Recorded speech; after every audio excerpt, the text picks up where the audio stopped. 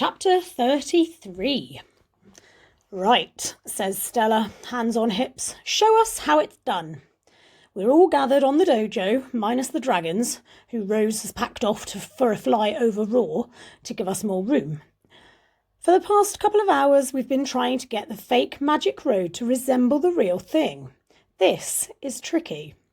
Beyond the obvious reason of no sea, we only have what's in the tangled forest to help us, plus the map Win and I made, and our memories. But as I study the bizarre obstacle course in front of me, I realise we haven't done a bad job. The most challenging parts of the road are all represented. The giant gaps between rocks, the tunnel, the narrow tightrope walk. We've even covered in everything in soggy ferns to recreate the seaweed.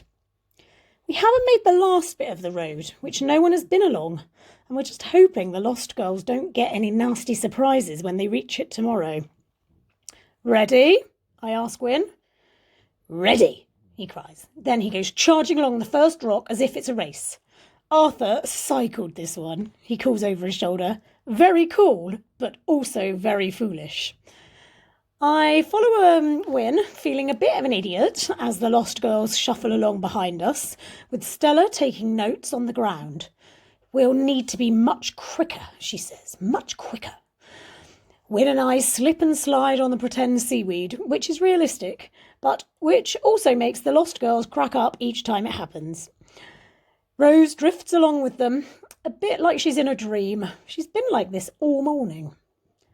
There's one problem, I say, as I inch my way along the tightrope walk. It's still not wet enough. When Win and I went along the magic road, we were hit by waves on all sides.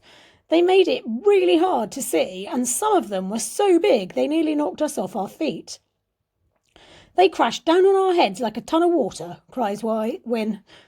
Not a ton, I say, more like a big bucketful.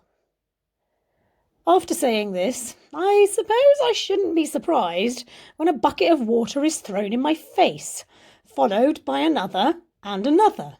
I drop to my knees on the tightrope rock, actually a plank of wood, and cling on. Hysterical giggles surround me. There was a bit less water than that, I say, as whoosh, smack, another one hits me and I fall to the ground.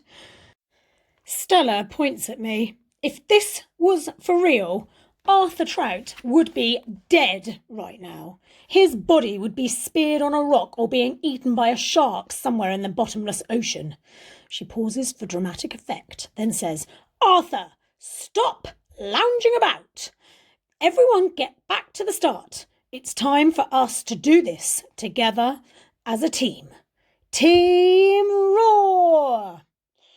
This makes Rose flinch with embarrassment, but she doesn't say anything. She knows Stella well enough not to risk offending her. Stella organises us into a line with me and Rose at the front, because we're the masters of Roar, and Win in the middle. On your marks, get set, get croaky! Stella cries and we're off.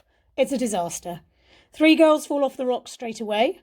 Win refuses to stay in line, and Rose simply goes through the motions, moving from obstacle to obstacle, but putting no real effort into it. When we reach the end, the big rock where Rose will call the dragons, half the lost girls have been left behind. But we don't give up. We try again and again, and it does get better, but honestly, I'm not sure if it's good enough. Tomorrow we'll need to cross the magic road in under an hour, in the dark. Otherwise it will be a repeat of last time. Croaky will see us coming, and then we'll be trapped. Or, this is something I don't want to think about, we won't be quick enough, and the tide will turn when we were only halfway across. We need to rest now, says Stella, surveying Team Roar, who are all flopped over the dojo, battered and bruised. Try to get some sleep. We set off at dusk. We stumble to our hammocks. The sun is bright, but it's shady under the trees, and Win instantly falls asleep. I lie on my back and stare up at the leaves. I try to rest, but it's hard. My whole body is fizzing with hopes and worries, but more than anything, I'm desperate to get going. Not long now, Grandad, I think. We're coming, I promise. We're coming!